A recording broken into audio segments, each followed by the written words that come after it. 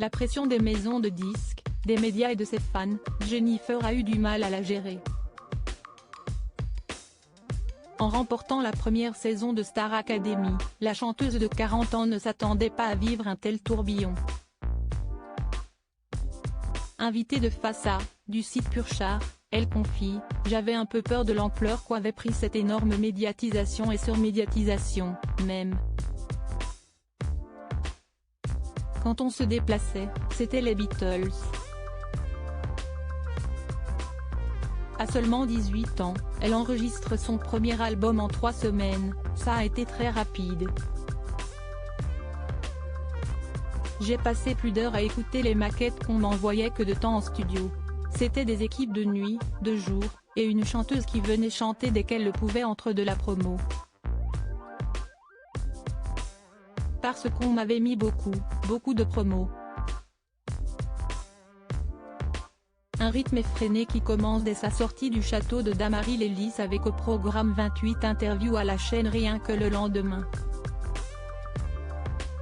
J'avais dormi, je crois, 1 heure, confie l'artiste qui connaît l'un de ses premiers succès avec le titre J'attends l'amour. J'étais un zombie, avait-elle déjà confié sur le plateau de C'est à vous, sur France 5, le 16 novembre dernier.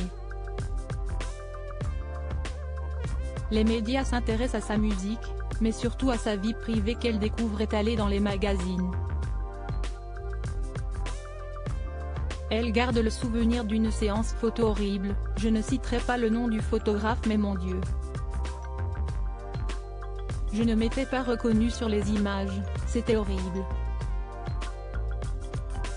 Si est-il là que je me suis dit qu'il allait falloir dire non parce que ça ne va pas aller comme ça.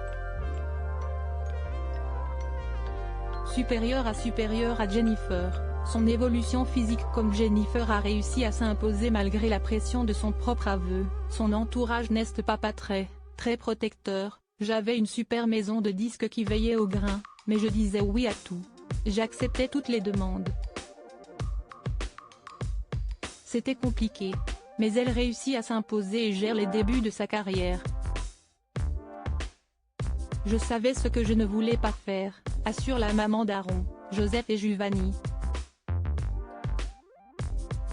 Avant d'ajouter, ce n'est pas compliqué de dire non à partir du moment où mon non est justifié. Si on m'avait forcé à faire un truc. Ben déjà, on ne me force pas à faire un truc. J'avais mon petit caractère quand même. Même si j'étais jeune, j'étais très lucide. L'actrice se confie alors sur ses craintes. J'avais peur qu'on croie que j'étais quelque chose de fabriqué, une marionnette qu'on menait là où ça arrangeait. Comme c'était mes choix, j'avais mes preuves à faire, à la maison de disques et puis envers moi-même.